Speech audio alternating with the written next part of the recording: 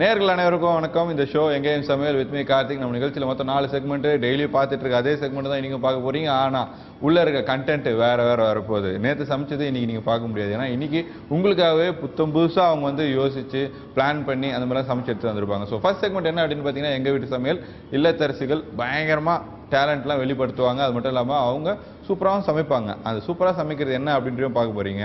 அடுத்து வந்து பார்த்தீங்கன்னா சமையல்.com. அதாவது நிறைய பேர் வந்து வெளியூர்லேருந்து நம்ம ஊருக்கு வந்து சமைக்க முடியாத சுச்சுவேஷன் இருக்கும்.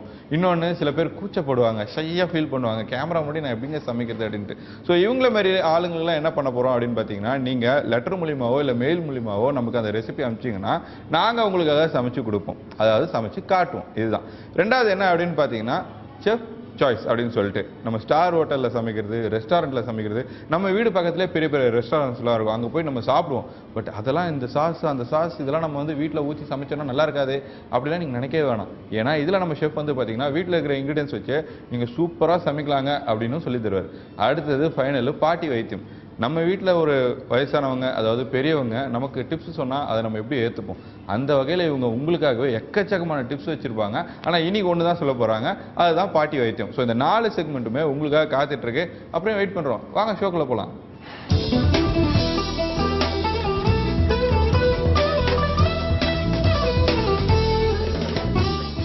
வணக்கம். உங்களுக்கு வணக்கம். நல்லா இருக்கீங்களா? உங்க பேர் என்னங்க? ராதிகா. ராதிகா. என்ன மாதிரி பேர் வச்சிருக்கீங்க? எடுத்தோடனே டக்குன்னு சிரிச்சிட்டீங்களா? பக்குன்னு ஆயிடுச்சு. நீங்க எப்படிங்க, ஜாலியா பேசுற டைப்பா இல்ல வந்து ரொம்ப மூடியா இப்படியே தான் இருப்பீங்களா? ரெண்டுத்துக்கும் இல்லாம நடுவுல. என்னங்க? ரெண்டுத்துக்கும் இல்லாம நடுவுல. ரெண்டுத்துக்கும் இல்லாம நடுவுல இருப்பீங்க. தெரியுது. ஓகே. சோ என்ன பண்ணிட்டு இருக்கீங்க? ஹவுஸ் ஒய்ஃப் தான். ஹவுஸ் ஒய்ஃப் தான் இருக்கீங்க. Okay, super. இதுக்கப்புறம் உங்ககிட்ட கேள்வி கேட்டா நீங்க ஒன்றும் இல்லை பதில் சொல்லிங்கன்னு தெரிஞ்சு போச்சு. என்ன சமைக்க போறீங்க இன்னைக்கு? இன்னைக்கு வெள்ளை சோளாடை. வெள்ளை சோளாடை. சோளம். ஓகே, வெள்ளை சொல்லாத அடை அப்படின்னு நம்பர் இருந்தது என் காதுல. வெள்ளை சோள அடை. ரைட். வெள்ளை சோள அடைனா அது என்னது? சோளம். சோளம். வெள்ளை சோளம். சோளம் வேற ஏதாவது கலர்ல இருக்கா? ஆரஞ்சு கலர்ல ஒண்ணு இருக்கு. ஆரஞ்சு கலர்ல. வெள்ளை. வெள்ளையில இருக்கா? எவ்வளவு இது? எவ்வளவுன்னு கேட்டேன். இதெல்லாம் தெரியல. இது மாவாவே விக்குதா? இல்ல, நான் வாங்கி தான் அரைச்சேன். அததான் கேட்டேன். வாங்கி இருப்பீங்களா? இல்ல, ஃபோரம்ல எல்லாம் கொட்டி வச்சிருந்தாங்க. அப்படியே ரேட் தெரியாது. மார்க்கெட்டுக்கு போனா நிறைய இருந்துச்சா, அள்ளி போட்டு வந்துட்டேன்.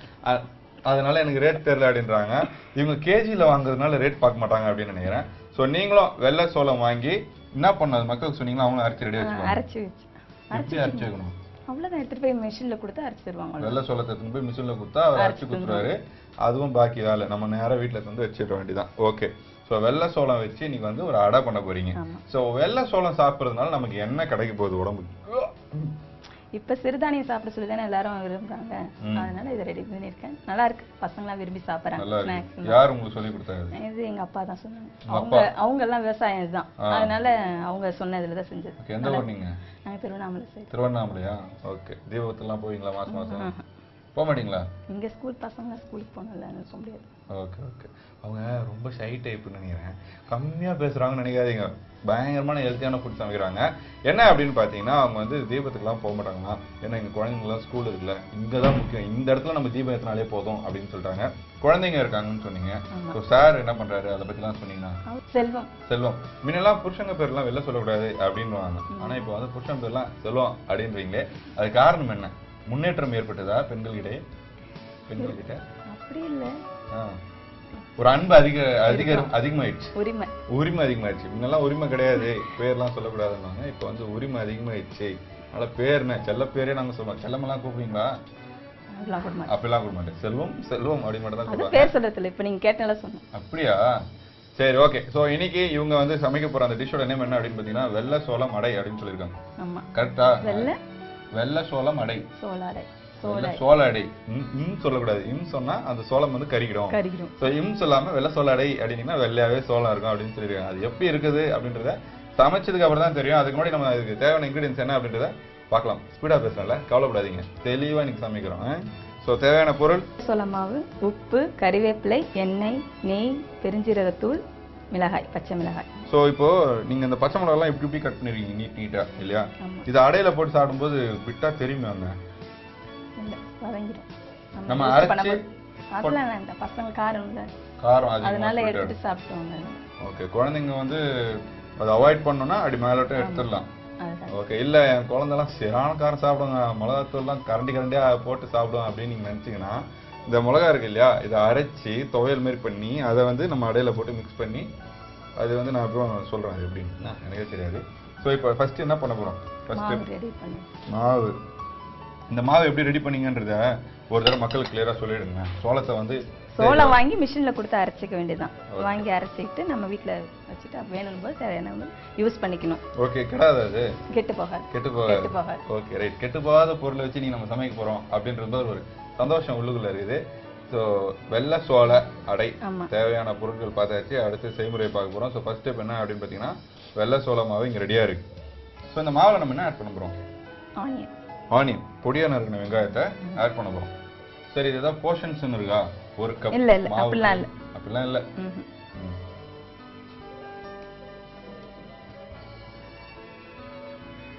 ஸோ மாவில் வந்து பார்த்தீங்கன்னா வெங்காயத்தை ஆட் பண்ணிட்டோம். சரி, எப்போ வந்தீங்க சென்னைக்கு? 11 இயர்ஸ் ஆகுது. 11 வருஷம் ஆயிடுச்சு. ஓகே. முதல்ல சென்னைக்கு வந்த உடனே எந்த இடத்த போய் பார்த்தீங்க ஃபர்ஸ்ட்? மாமியார் வீடுன்னு சொல்லாதீங்க. இல்லங்க, எங்க? நாங்க ஆக்சுவலா பாண்டிச்சேரி தான். அதனால எங்கேயும் போகல. எங்கேயும் போகல. பாண்டிச்சேரின்றதுனால எங்கேயும் போகலையா? இங்க வந்து எங்கேயும் போகல. இங்க வந்து எங்கேயும் போகலையா? இது கவலையா இருக்கா உங்களுக்கு? சந்தோஷமாவும் இருக்கு. பாண்டிச்சேரியில இருந்துட்டு யாரு வெளியூருக்கு போவோம்? அதெல்லாம் பாண்டிச்சேரியிலேயே இருந்தா கூட இருந்துரும் காலம். அந்த மாதிரி ஒரு நல்ல ஊர் இல்ல? நல்ல ஊர் இல்ல, இந்த மாதிரி டிராவலிங் இருக்காது. டிராவலிங் இருக்காதா? இங்க எல்லாமே டிஸ்டன்ஸ் அதிகமா இருக்குல்ல. அங்க அவ்வளவு டிஸ்டன்ஸ், அவ்வளவு தூரம் போனோம். அங்க அந்த அளவுக்கு டிஸ்டன்ஸ் கிடையாது எல்லாம். சோ இந்த சோள மாவுல நம்ம ஆட் பண்ணது வெங்காயம் ஆட் பண்ணோம், பச்சை மிளகாய் ஆட் பண்ணிட்டோம். அடுத்து கருவேப்பிலை.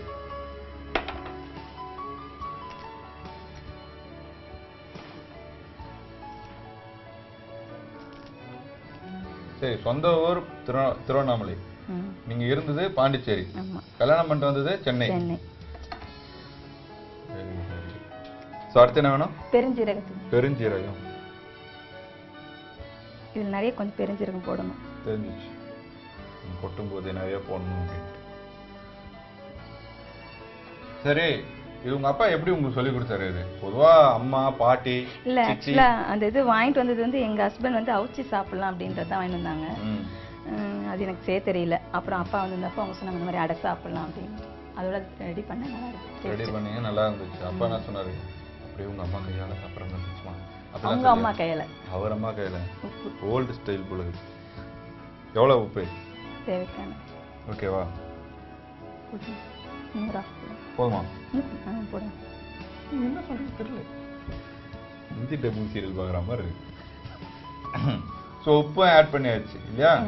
ஸோ எல்லாமே நீங்கள் சொன்ன இன்க்ரீடியன்ட் எல்லாம் ஆட் பண்ணியாச்சு. நெய் தான் இருக்குது, என்ன பண்ணலாம்? நெய் லாஸ்ட்டாக தான். இப்போ தண்ணி போடணும். ஓகே. இப்போ அடுத்து தண்ணி கேட்டுக்கிறீங்க. பாண்டிச்சேரியில் இருந்துட்டு தண்ணி எங்ககிட்ட கேட்குறீங்க. வாங்க ஊற்றா? எவ்வளோ போடுவீங்க தண்ணி? கொஞ்சமாக தான் போடுவீங்க. கொஞ்சமாக தான் போடுவீங்களா? ஓகே. ஏன்னா இது எதுக்காக தண்ணி எவ்வளோ போடுவீங்க அப்படின்னு கேட்டோம்னா, இந்த பக்குவத்துக்கு வரணும் இல்லையா? மாவு மாதிரி நம்ம வந்து டோ மாதிரி ரெடி பண்ணுறக்கூடாது. இல்லைன்னா இந்த பகோடாக்கு மாதிரி நம்ம உதிரியா இருக்கிறதுக்காக தண்ணி எவ்வளவு போடுவீங்க அப்படின்றது நான் கேட்டேன். உடனே அங்க இருந்துகிட்டு கார்த்தி எப்படி பேசுறான் பாத்தியா அப்படின்னு சொல்லிட்டு உடனே சேனல் போன் வச்சு கம்ப்ளைண்ட் பண்ணக்கூடாது. ஆல்ரெடி 4-5 கம்ப்ளைண்ட் வாங்கி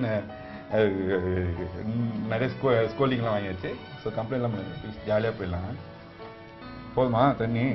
போடுவீன்னு போடு, ஊற்ற போறீங்க இன்னும். ஓகே. தண்ணிக்கு பதிலாக நம்ம ஏன் நெய் ஊற்றியே நிறைய அப்படியே பசஞ்சிடக்கூடாது? இல்ல, இது ஆக்சுவலா சிறுதானியம் இது தானே, நமக்கு ஃபேட்லாம் குறைக்கணும் தானே இதுன்றோம். அதனால தண்ணி தான் ஆட் பண்ணிக்கணும். ஓகே. அப்போ தண்ணியில நம்ம வதக்கி சாப்பிட போறோமா? அதுக்கு மட்டும் என்ன தேவைப்படுதுல? அப்பெல்லாம் ஃபேட் கிடையாதா? இது இல்லாம நீங்க என்னெல்லாம் பயங்கரமா சமைப்பீங்க? நான்வெஜ்ல பிரியாணி செய்வேன். பிரியாணி என்ன, எந்த ஒரு பிரியாணி வந்து நீங்க அல்டிமேட்டா செய்வீங்க? கொஞ்சம் மேல பாருங்க. என்ன எந்த ஒரு பிரியாணிலாம் செம்ம செய்வீங்க? என்ன ஊருன்னு பொதுவா தக்காளி தொக்குல சிக்கனை போட்டு சாப்பிட? இல்ல அந்த அளவுக்குலாம் இல்ல, நல்லா இருக்குன்னு இருக்காங்க. அதனால ஊர்லாம் கிடையாது, என்னோட கிரியேட்டிவ்ல தான். உங்களோட கிரியேட்டிவ்ல தான் நீங்க வந்து பிரியாணி செம்மையா சமைப்பீங்க. இது என்ன பக்குவத்துக்கு வரணும் இது? சப்பாத்தி மாவு. சப்பாத்தி மாவு வர அந்த டோ அந்த அளவுக்கு ரெடி பண்ணுமா? சரி ஓகே, இது அப்படியே தண்ணி ஊற்றி ஆட் பண்ணி பக்கவா அந்த டோ மாதிரி ரெடி பண்ணிடலாம். சரியா? ஓகே.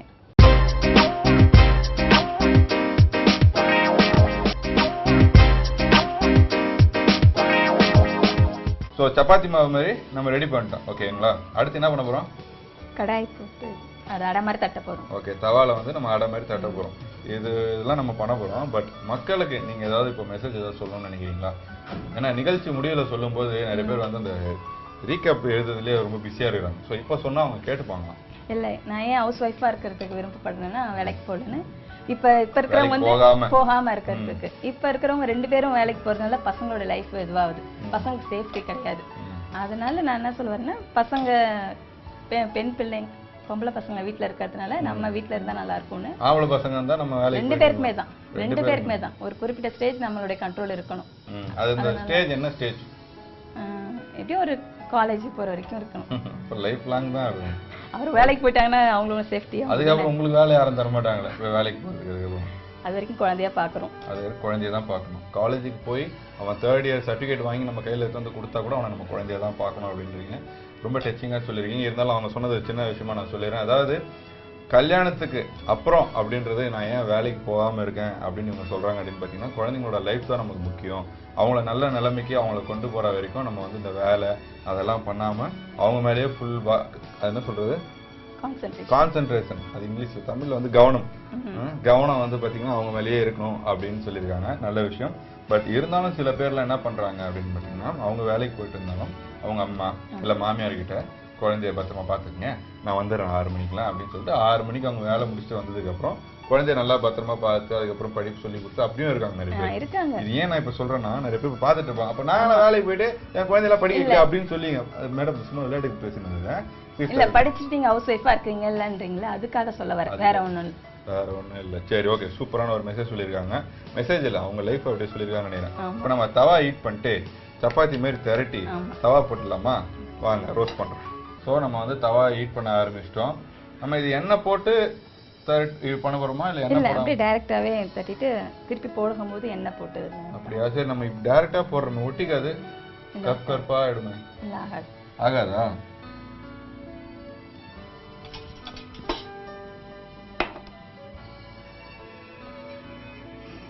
என்ன காஞ்சிருக்குனால சேர்த்துக்கல். சரி, அவங்க வந்து பார்த்தீங்கன்னா எண்ணெய் போடுறது அப்படின்னா யோசிச்சிருந்தாங்க, எண்ணெய் போடுறதுன்னு யோசிச்சிருந்தாங்கன்னா எண்ணெய் தான் போட போகிறாங்க. எண்ணெய் ஒரு 2 ஸ்பூன் லைட்டாக போட்டு தவாவை வந்து லைட்டாக ஈவன் பண்ணிட்டு அதுக்கப்புறம் ஒரு உருண்டையை கையில் எடுத்துக்கிட்டு அதை வந்து தட்டுவாங்களா இதுன்னு தெரியல. தட்டலை, இது வச்சுட்டு தட்டுறாங்க. ஒரு கையிலே தான் வேலை பார்க்கணும் அப்படின்னு சொல்லி. சில பேர்லாம் இந்த வாழை இலை, பிளாஸ்டிக் கவரு அதெல்லாம் இப்படி பண்ணி டபக்குன்னு கவுத்துருவாங்க. அந்த மாதிரி பண்ணால் சேஃப்டி இல்லை நமக்கு. நீங்கள் இந்த மாதிரி எண்ணெயை ஊற்றிட்டு இப்படிலாம் பண்ணிங்கன்னா நாய்க்குட்டியை கொஞ்சம் மாதிரி டிக்கிட்டு என்ன பண்ணுறது, கை சுட்டுறாங்க. ஸோ இந்த மாதிரி நம்ம ரெடி பண்ணிவிட்டு திருப்பி போடணும். திருப்பி போட்டதுக்கப்புறம் எப்படி இருக்குது அப்படின்றத நம்ம டிஸ்பிளேல பார்க்கலாம். பாருங்கள்.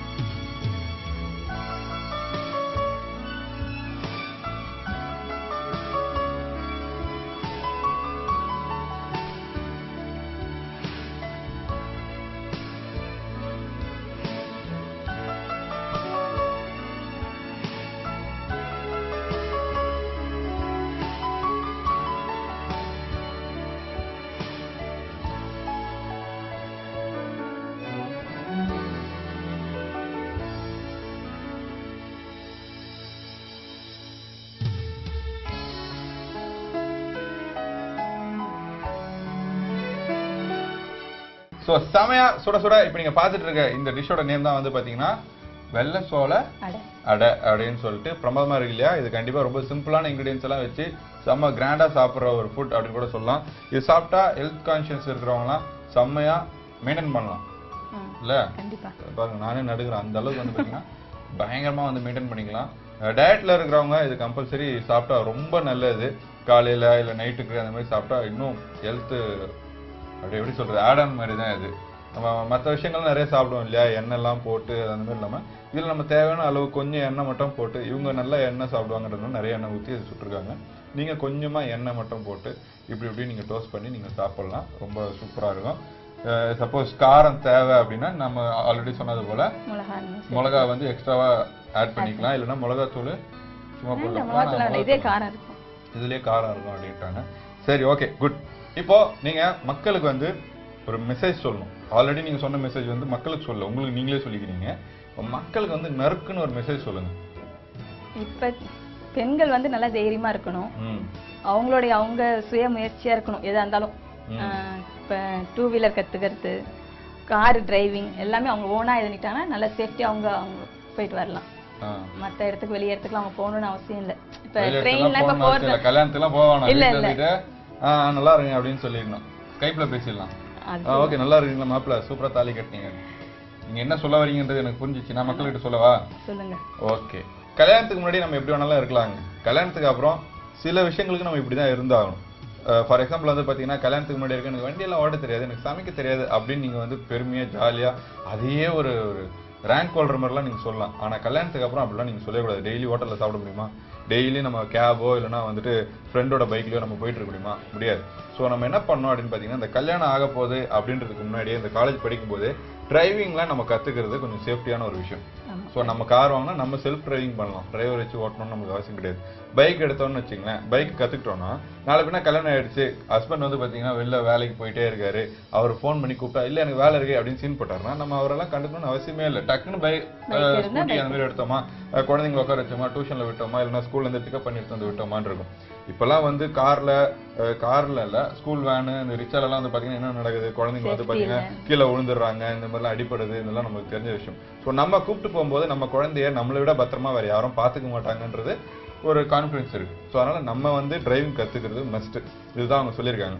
சமையல் அப்படின்னும் போது நிறைய பேருக்கு வந்து பார்த்தீங்கன்னா சமையல்ன்றதே வந்து ஒரு டீக்ரேட் மாதிரி திங்க் பண்ணிக்கிறாங்க. ஐயோ என் வீட்டில் கிச்சனே இருக்கக்கூடாதுன்னு நினைக்கிறேன் அப்படின்லாம் சில பேர் சொல்லுவாங்க. அப்படிலாம் சொல்லக்கூடாது. நமக்கே எமர்ஜென்சிக்கு ஏதாவது சாப்பிடணும் அப்படின்னு பார்த்தா நம்ம தானே போய் கிச்சனில் போய் சமைக்கணும். அதனால ஹோட்டல்லாம் நிறைய போய் சாப்பிட்றத அவாய்ட் பண்ணிட்டு வீட்டில் உங்கள் கணவருக்கு நீங்கள் சமைச்சு கொடுங்க. நான் பார்த்த வரைக்கும் நிறைய கணவர் தான் வீட்டில் மனைவிக்கு சமைச்சு கொடுக்குறாங்கன்றது நான் நிறைய இடத்துல பார்த்துருக்கேன். நம்ம வீட்டில் அப்படிலாம் இல்லை, உங்கள் வீட்டில் அப்படிலாம் நீங்கள் தான் சமைக்கிறீங்க. ரைட்டு. ஸோ இவங்க தான் சமைக்கிறாங்களா நம்பிட்டேன். ஸோ நீங்களும் அதே போல் என்ன சொல்ல வந்தேன், சமையல் விஷயத்த கற்றுக்குங்க. நம்ம அம்மா கிட்ட, சித்தி கிட்ட, இந்த கல்யாணத்துக்கு 3 மாதம் 4 மாதம் கேப் இருக்கும்போது உங்கள் உட்பி கிட்ட பேசிட்டு இருக்கிறத கொஞ்சம் கம்மி பண்ணிட்டு இல்லை பேசுங்க, பேசிக்கிட்டே சமையலை கற்றுக்குங்க. எவ்வளோக்கு எவ்வளோ சமையலை கற்றுக்குறோமோ கல்யாணத்துக்கு அப்புறம் அதுதான் உங்களுக்கு யூஸ்ஃபுல்லாக இருக்கும் போது. அவ்வளோதான். இதுதான் அவங்க சின்னதாக சொன்னாலும் நான் பெருசாக சொல்லிக்கிறேன். என்ஜாய் பண்ணுங்க. ஸோ அவ்வளோதான் மெசேஜ். நல்லா இருக்குல்ல இந்த வேலை, ஜாலியாக நீங்கள் ஒன்லைன் சொல்கிறீங்க, நான் மட்டும் பெருசாக பேசின்னு இருக்கணும். ஓகே, வேற ஏதாவது மக்களுக்கு இதை சொல்லணும் இல்லையா? இல்லை, இதுவே போதும். இதை பின்பற்றுங்க, வாழ்க்கையில் நல்லா வரும். இப்படி காட்டுங்க, வாழ்க்கையில் நல்லா வருவீங்கப்பா நீங்கள் அப்படின்ட்டாங்க. ஸோ இன்னைக்கு நம்ம நிகழ்ச்சியில் மக்களுக்காக சுட சுட வெள்ளை சோள அடை செஞ்சு கொடுத்துருக்கீங்க. ஸோ மக்கள் சார்பாக உங்களுக்கு வாழ்த்துக்கள். அது மட்டும் இல்லாமல் கேப்டன் டிவி வழங்கும் ஒரு அழகிய கிஃப்ட் உங்களுக்காக தரப்படும். ஓகே, ஸோ அந்த கிஃப்ட்டு இதுதான். ஓகே, என்ஜாய் பண்ணுங்க. நன்றிங்க. நன்றி. போங்க.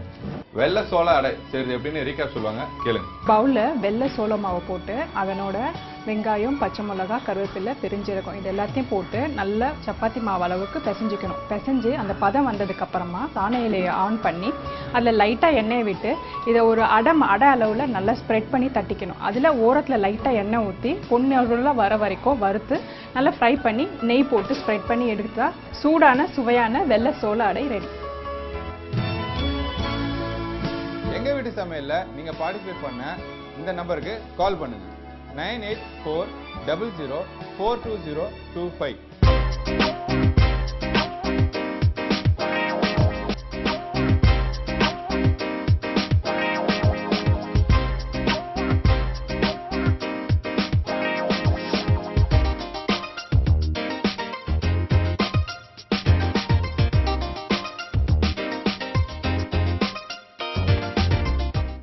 கேப்டன் டிவி நேயர்களுக்கு வணக்கம். இது சமையல்.com. இந்த செக்மெண்ட்டோட ஸ்பெஷாலிட்டி என்ன அப்படின்னு உங்களுக்கு இப்போது நல்லாவே தெரிஞ்சிருக்கும். அதாவது வெளியூரில் இருக்க நேயர்கள், இந்த ஸ்டூடியோக்கு வர முடியாத நேயர்களுக்காகவே ஸ்பெஷலி உருவாக்கப்பட்ட செக்மெண்ட் தான் இது. உங்களோட ரெசிபீஸை எங்களுக்கு இமெயில் பண்ணியிருக்கலாம், இல்லை வாட்ஸ்அப் பண்ணலாம், இல்லைனா ஈவன் போஸ்டரில் எங்களுக்கு லெட்டர்ஸாக அனுப்பலாம். நீங்கள் அனுப்புகிற ரெசிபீஸை இந்த சமையல்.com அப்படின்ற இந்த செக்மெண்ட்டில் உங்களுக்காகவே நாங்கள் செஞ்சு காமிப்போம். இன்றைக்கி நம்ம பார்க்க போகிறது பார்த்தீங்கன்னா, சுகந்தா அப்படின்றவங்க திருச்சியிலேருந்து நமக்கு ஒரு இமெயில் அனுப்பியிருக்காங்க. அவங்களோட சிக்னேச்சர் டிஷ் அப்படின்னு சொல்லிட்டு ஸ்பைசி பன்னீர் புர்ஜி அப்படின்னு நமக்கு அவங்களோட ரெசிபி அனுப்பியிருக்காங்க. அந்த ரெசிபி தான் உங்களுக்கு இன்னைக்கு சுகந்தாவோட சார்பில் நான் உங்கள் எல்லாருக்கும் சமைச்சு காமிக்க போகிறேன். இப்போ நம்ம ஸ்பைசி பன்னீர் புர்ஜி எப்படி செய்யறது அப்படின்னு பார்க்கலாம். ஆனால் அதுக்கு முன்னாடி தேவையான பொருட்கள் என்னன்னு பார்க்கணும் இல்லையா? ஓகே, பன்னீர், தக்காளி, சீரகம், மஞ்சப்பொடி, கொத்தமல்லி இலை, வெங்காயம், கஸ்தூரி மேத்தி, மிளகாய் பொடி, உப்பு, கரம் மசாலா, இஞ்சி பூண்டு விழுது, எண்ணெய். ஓகே, ஸோ நம்ம ஸ்பைசி பன்னீர் புர்ஜிக்கு தேவையான பொருட்கள் என்னென்னு பார்த்துட்டோம். இப்போ அதை எப்படி செய்கிறது அப்படின்றதையும் பார்க்கலாம். வாங்க, அடுப்பு முதல்ல பற்ற வச்சுக்கலாம். அடுத்தது அதில் ஒரு பாத்திரத்தை வச்சுக்கலாம். ஸோ நான் கடாய் வச்சுட்டேன். கடாயில் எண்ணெய் விடணும். பன்னீர் புர்ஜி அப்படின்றது பார்த்தீங்கன்னா பொதுவாக நான் இல்லை ரோட்டி இந்த மாதிரி பிரெட் ரிலேட்டட் ஐட்டம்ஸ்க்கு நீங்கள் அதை வச்சு சாப்பிடலாம். இல்லை 2 பிரெட்டுக்கு நடுவில் சாண்ட்விச் மாதிரி ஒரு ஃபில்லிங்காகவும் வச்சு சாப்பிடலாம். இல்லை எனக்கு வந்து ஈவன் தோசையில் வந்து அது ரோல் பண்ணி சாப்பிட்றதும் பிடிக்கும் அப்படின்னா அப்படியும் நீங்கள் சாப்பிடலாம். இல்லை 2 பன்னுக்கு நடுவில் நீங்கள் பர்கர் மாதிரி கூட அதை வந்து ஃபில்லிங்காக வச்சு சாப்பிடலாம். இதெல்லாம் நம்ம டேஸ்ட் தாங்க. ஸோ நான் இப்போது ஆயில் விட்டுட்டேன். ஆயில் விட்டுட்டு தாளிக்கிறதுன்னு ஒன்றும் பெருசாக இல்லைங்க. கொஞ்சம் சீரகம் மட்டும் இதில் போட்டு தாளிச்சிக்கலாம். சீரகம் கொஞ்சம் பொரிஞ்சதும் நம்ம வெங்காயம் போடுறோம். ஓகே, சீரகம் பொரிஞ்சிடுச்சு. இப்போது ஆனியன் போடுறேன்.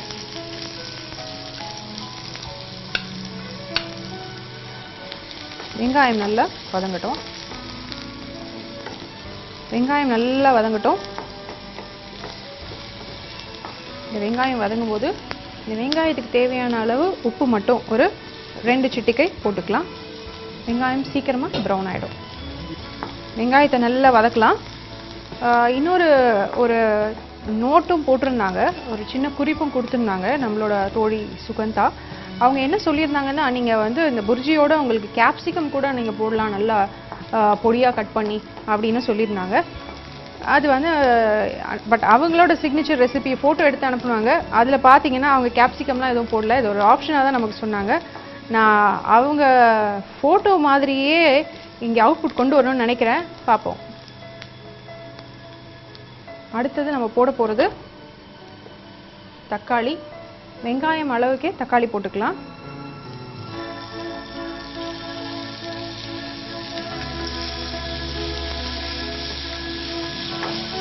நீங்கள் தக்காளி வந்து இந்த ரெசிபிக்கு பார்த்தீங்கன்னா நல்லா பொடியாக கட் பண்ணி போடணும். அப்படி போடலைன்னா பெருசாக இருக்க பீசஸ் அப்படின்னு நினச்சிங்கன்னா நல்லா அதை வந்து கொஞ்சம் மேஷ் பண்ணி விட்டுடுங்க.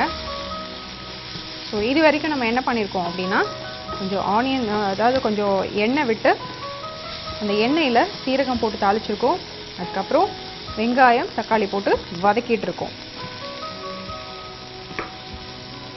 புர்ஜினா ஒன்றும் இல்லைங்க, நம்ம ஊரில் வந்து பொடி மாஸ் அப்படின்னு சொல்கிறோம் இல்லையா, அது மாதிரி தான். அது நார்த் இந்தியன் ரெசிபீஸில் அது வந்து புர்ஜி அப்படின்னு சொல்லுவாங்க.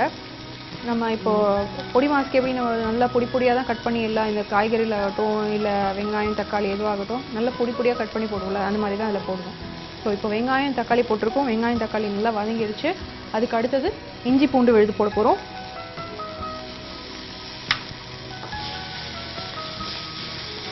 இதையும் நல்லா போட்டு வதக்கிக்கலாம்.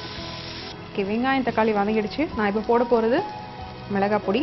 இது வந்து வெறும் மிளகாய் பொடி, ஏன்னா இது ஸ்பைசி பன்னீர் புர்ஜி இல்லையா. அதுக்கு அடுத்ததாக போட போகிறது கொரியாண்டர் பவுடர். அடுத்ததாக நம்ம போட போகிறது மஞ்சள் பொடி. அப்புறம் இந்த ரெசிபிக்கு தேவையான அளவு உப்பும் போட்டுக்கலாம். ஓகே, இதெல்லாம் போட்டாச்சுங்க. இது நல்லா மிக்ஸ் பண்ணிவிட்டு இந்த ஸ்டேஜில் நான் கொஞ்சம் வாஷ் பண்ணி க்ளீன் பண்ணி வச்சுருக்க கொத்தமல்லி போட போகிறேன்.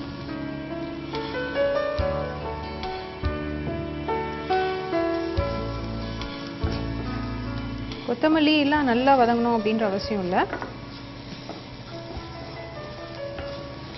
இப்போ இதில் நம்ம கொஞ்சமாக தண்ணி விட போகிறோம். இது ஒரு கிரேவி கன்சிஸ்டன்சி கொண்டு வர போகிறோம்.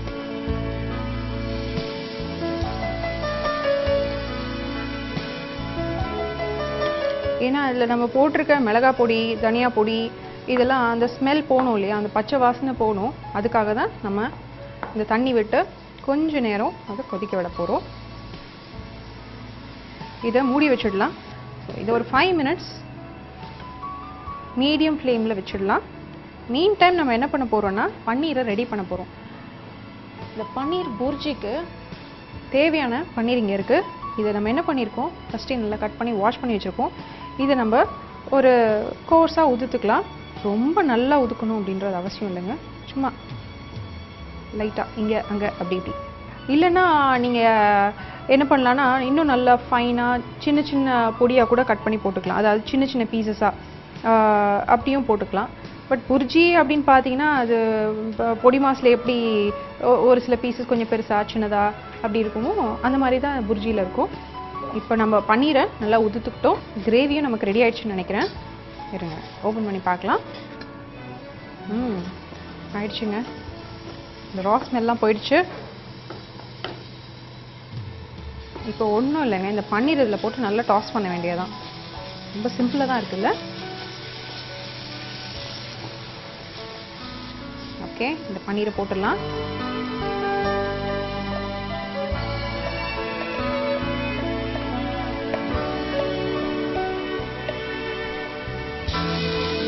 கலர்ஃபுல்லாக இருக்குது பாருங்கள்.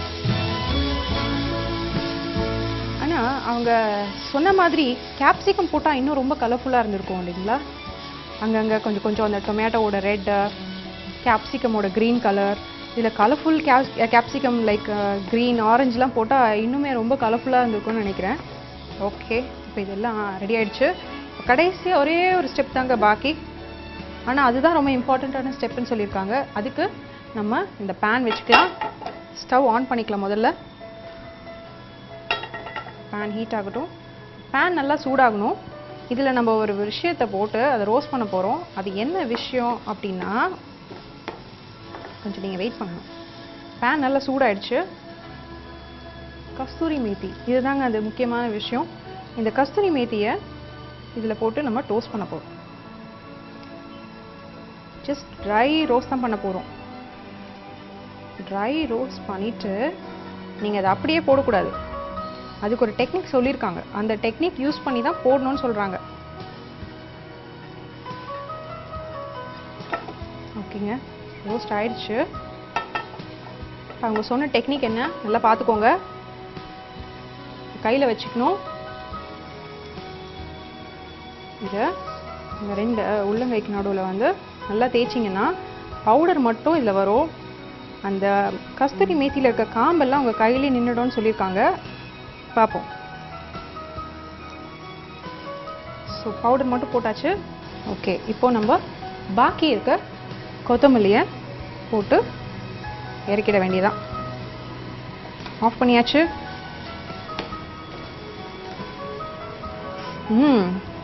ஸ்பைசி பன்னீர் புர்ஜி ரெடி ஆயிடுச்சு. பிளேட் பண்ணிடலாமா?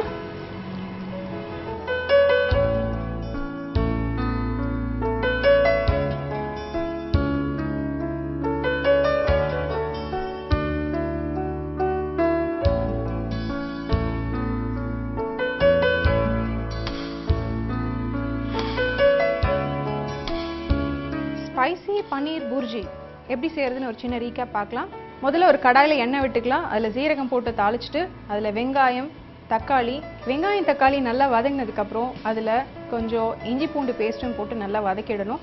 அதில் மிளகாய் பொடி, கொத்தமல்லி பொடி, சால்ட், டர்மரிக் பவுடர் இதெல்லாம் போட்டு நல்லா வதக்கிட்டு அந்த பச்சை வாசனை போகிற அளவுக்கு கொஞ்சம் தண்ணி ஊற்றி மூடி வச்சு நல்லா குக் பண்ணிடணும். அதுக்கப்புறம் பன்னீரை நல்லா உதுத்து அதில் போட்டு அது நல்லா மிக்ஸ் பண்ணி எடுத்துட்டு ரோஸ்ட் பண்ணி வச்சுருக்க கஸ்தூரி மேத்தியை க்ரஷ் பண்ணி அதில் போட்டு கொரியாண்டர் லீவ்ஸையும் போட்டு இறக்கிடலாம். ஸ்பைசி பன்னீர் புர்ஜி ரெடி. ஸ்பைசி பன்னீர் புர்ஜி ரெடியாக இருக்குங்க. நம்மளோட தோழி சுகந்தா திருச்சியிலேருந்து எழுதி அனுப்பியிருக்காங்க. அவங்க சொன்னபடியே நம்ம இங்கே செஞ்சு வச்சுருக்கோம். இன்னும் டேஸ்ட் பண்ணி பார்க்கல, ஆனால் பார்க்கவே ரொம்ப நல்லா இருக்கு. நல்ல ஸ்மெல் வந்து சாப்பிடணும்னு எனக்கு தோணுது. எனிவே இது முடிஞ்சதுக்கப்புறம் ஃபஸ்ட்டு வேலை அதுதான். பொதுவாக பார்த்தீங்கன்னா நமக்கு தெரிஞ்ச விஷயங்கள் மற்றவங்களுக்கு ஷேர் பண்ணுறது ஒரு நல்ல விஷயம் தானே. அந்த மாதிரி உங்களுக்கு தெரிஞ்ச விஷயத்த உங்களுக்கு தெரிஞ்ச ரெசிபீஸை எங்களுக்கு ஷேர் பண்ணுங்கள். அது சின்ன ரெசிபி, ரொம்ப சிம்பிள் ரெசிபி, காம்ப்ளெக்ஸ் ரெசிபி அப்படின்னு எதுவுமே நினைக்க வேணாம். உங்களுக்கு தெரிஞ்ச ரெசிபி, உங்களுக்கு ரொம்ப பிடிச்ச ரெசிபியை எங்களுக்கு தாராளமாக நீங்கள் எழுதி அனுப்பலாம். நீங்கள் எங்களுக்கு போஸ்டர்லேயும் அனுப்பலாம், இல்லை வாட்ஸ்அப் பண்ணலாம், இல்லைனா ஈவன் இமெயில் பண்ணலாம். ஸோ நீங்கள் எழுதி அனுப்ப வேண்டிய முகவரி உங்களுக்கு எண்ட் ஆஃப் த ப்ரோக்ராமில் டிஸ்பிளே ஆகும். அப்படி இல்லை இமெயில் பண்ணுறேன் அப்படின்னு சொன்னீங்கன்னா தாராளமாக இமெயில் பண்ணுங்கள். இமெயில் பண்ண வேண்டிய அட்ரஸ் program@captainmedia.in. இல்லை இது ரெண்டுமே எனக்கு கம்ஃபர்டபுளாக இருக்காது, வாட்ஸ்அப் பண்ணுறேன்னு சொல்கிறீங்களா, பிரச்சனையே இல்லைங்க, நாங்கள் அதுலேயும் அவைலபிளாக இருக்கோம். வாட்ஸ்அப் நம்பரும் வந்து உங்களுக்கு எண்ட் ஆஃப் த ப்ரோக்ராமில் டிஸ்பிளே ஆகும், அதை நோட் பண்ணிக்கோங்க. அண்ட் அழகாக உங்களோட ரெசிபியை டீட்டெயிலாக எழுதி அதோட பிக்சரும் எடுத்து எங்களுக்கு அனுப்புங்க. உங்களுக்காக நாங்கள் இங்கே சமைச்சு உங்களுக்கு செய்வோம். சமைக்கிறதுக்கு நாங்கள் ரெடியாக இருக்கோம், அதை எழுதி அனுப்ப நீங்கள் ரெடியாக இருக்கீங்களா? நாளைக்கும் இதே மாதிரி ஒரு இன்ட்ரெஸ்டிங்கான ரெசிபியோட உங்களை நான் சந்திக்கிறேன். வணக்கம்.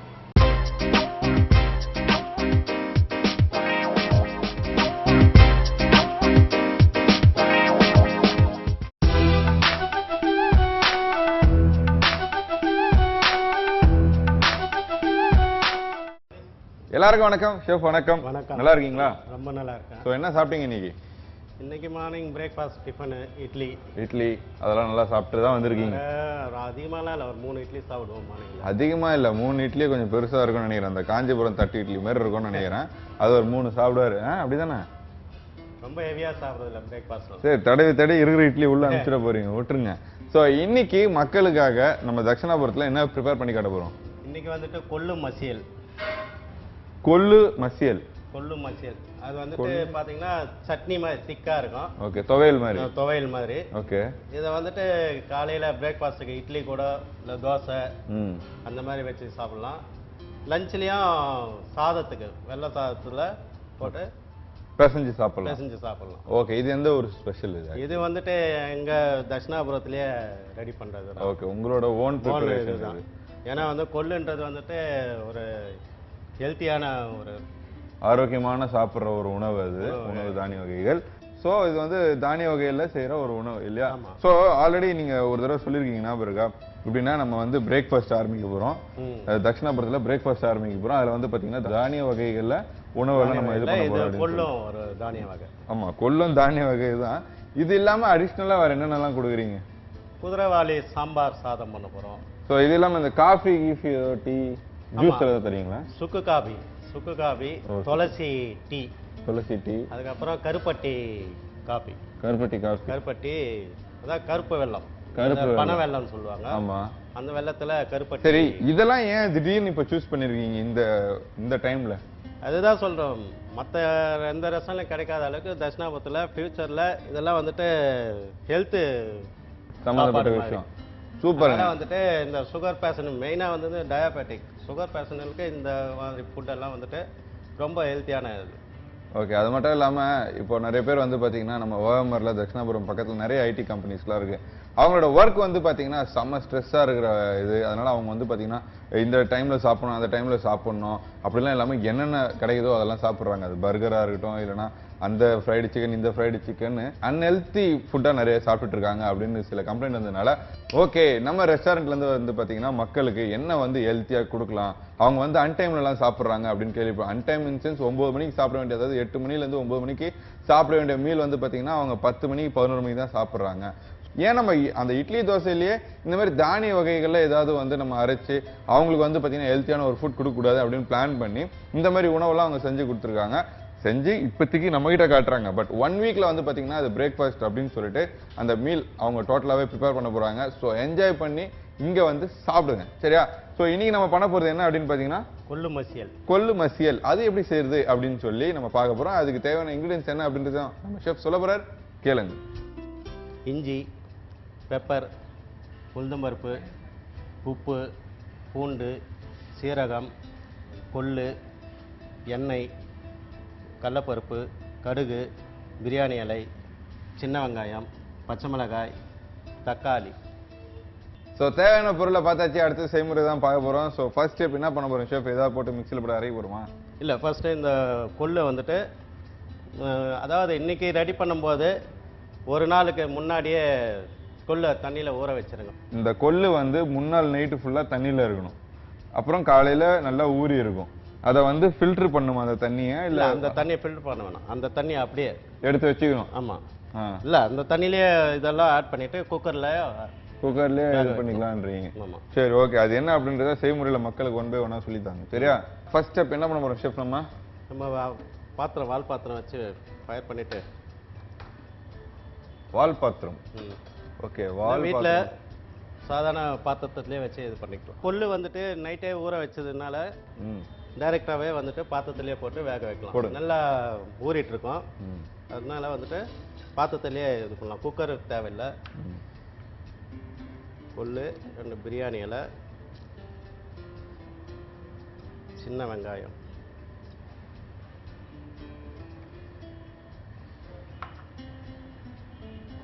பச்சை மிளகாய் முழுசாவே போடலாம், ஆனால் அதிலே பாயில் ஆகிடாது. பூண்டு அப்படியே தோல் வரைக்கும் போட்டுக்கலாம், அது அப்படியே தோல் பிரிஞ்சிடும். அப்படிதானே? ஆமாம். கொஞ்சம் சீரகம், தக்காளி. சரி, சொன்ன இன்கிரீடியன்ஸ் எல்லாம் இதுலயே போட்டுடணுமா? ஆமாம். இப்போ எல்லாத்தையும் போட்டு ஆட் பண்ணிவிட்டு கொதிக்க வைக்கிறோம். கொதிக்க வைக்கணும்னா ஒரு 10 நிமிஷம் வெந்தாலுமே அந்த கொள்ளு நல்லா முழுசாக வெந்துடும்.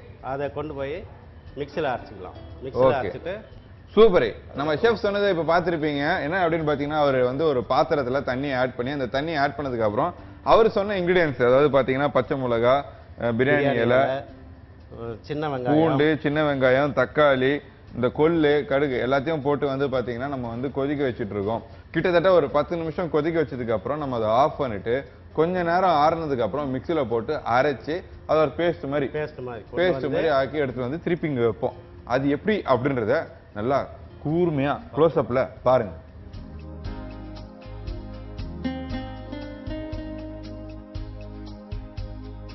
ஸோ இப்போ மிக்சியில் அரைச்சி இங்க எடுத்து வந்து நம்ம வச்சாச்சு இல்லையா? ஆமா ஷெஃப், இது வந்து ரெடியா, பக்காவா, இல்லை வேற எதாவது ஆட் பண்ணுமா?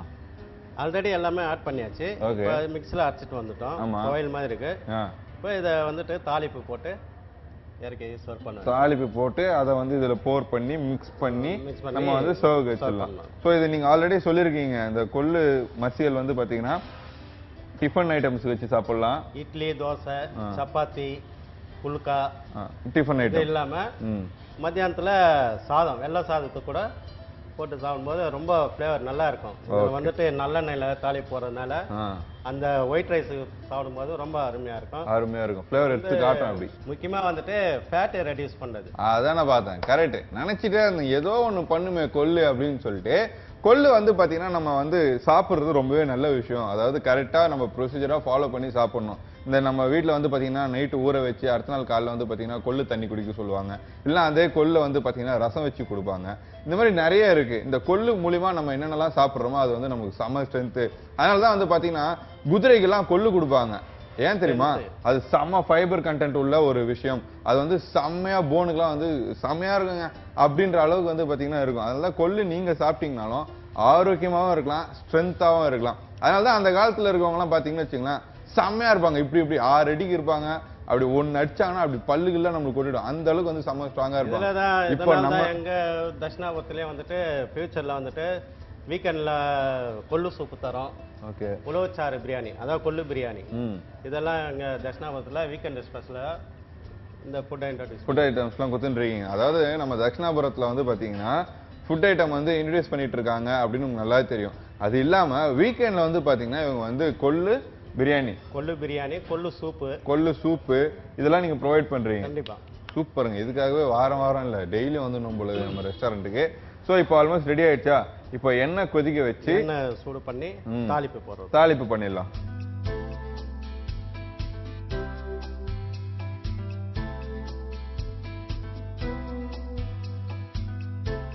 ஸோ ஷெஃப் நீங்கள் சொன்னது போல எண்ணெய் சூடாகிட்டு இருக்கு. நல்லெண்ணெய் தாளிப்பு பண்ணும்போது அதோட ஃப்ளேவர் வாசனை ரொம்ப அருமையாக இருக்கும். நல்லெண்ணெய் தாளிப்பு.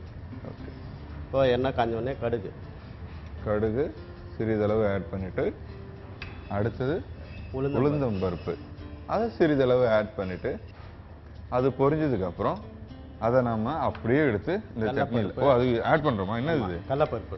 கடலைப்பருப்பு. ஓகே. கொஞ்சம் ஜீரா, தாளிப்புலேயும் ஜீரா, ஏற்கனவே அதுலேயும் ஜீரா போட்டிருக்கோம். அது பேஸ்ட் ஆயிடுச்சு. ஜீரா வந்துட்டு முழுசா இதில் கொஞ்சம் தாளிப்பில் போடுறோம். ஓகே. ஜீரா வந்து அங்கங்கே செட் பண்ணணும், ஜீராவோட ஃப்ளேவர் தெரியணும் அப்படின்னு சொல்லிட்டு ஜீரா வந்து பார்த்தீங்கன்னா ஃபஸ்ட்டு அரைச்சிட்டாங்க. அடுத்து இப்போ நம்ம தாளிப்பில் வந்து ஜீராவை கொஞ்சம் ஆட் பண்ணியிருக்காங்க. ஆல்மோஸ்ட் இப்போ தாளிப்பு ரெடி ஆயிடுச்சு. இப்போ அதை அப்படியே எடுத்து இதில் போர் பண்ண போகிறோம் இல்லையா? போர் பண்ணி கடைசியாக கொஞ்சம் கருவேப்பிலை.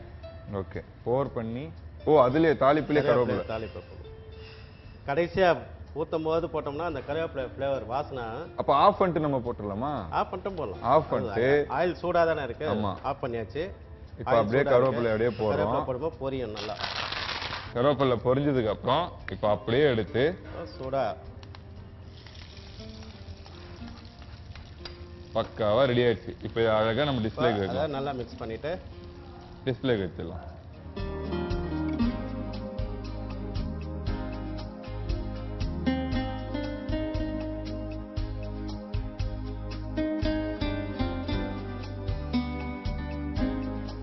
கொதிக்க இங்கே வந்து பார்த்தீங்கன்னா கொள்ளு மசியல் ரெடி ஆயிடுச்சு. நம்ம ஷெஃப் சொன்னது போல தாங்க, இது வந்து பார்த்தீங்கன்னா டிஃபன் ஐட்டமாகவும் நம்ம வந்து பதார்த்தத்துக்கு வச்சு சாப்பிடலாம், இல்லைனா நம்ம வந்து ரைஸுக்கும் வந்து நல்லா பிசைஞ்சு சாப்பிடலாம்.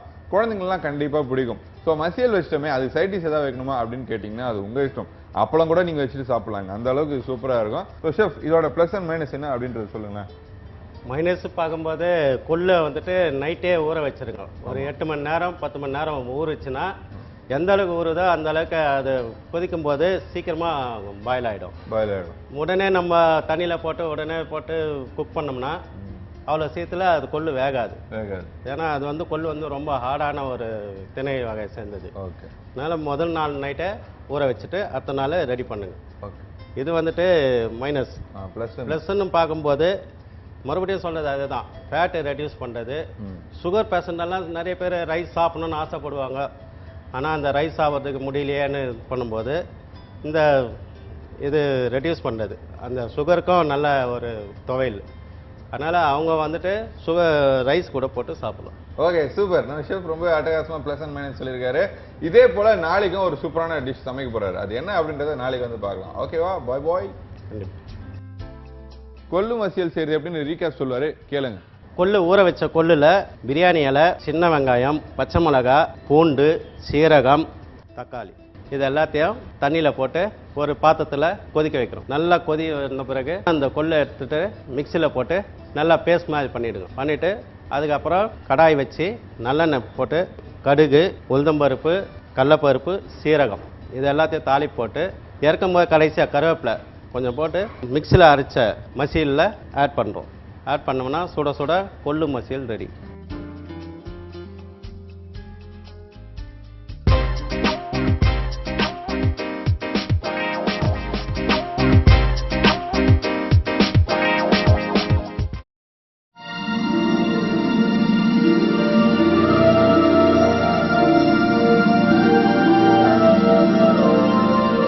கேப்டன் டிவி நேயர்களுக்கு பத்மா மாமியின் அன்பு வணக்கங்கள். மீண்டும் உங்கள் அனைவரையும் பாட்டி வைத்தியத்தில் சந்திப்பதில் மிக்க மகிழ்ச்சி. இன்னைக்கு உங்களுக்கு நான் என்ன சொல்ல வந்திருக்கேன்னா, சாதாரணமாக உண்ணி அப்படின்னு சொல்லுவாங்க இல்லையா, ஒரு மாதிரி நீட்டாக குண்டாக அப்படியே மூஞ்சி முகம் தொப்பை இந்த பக்கம்லாம் தொங்கும்.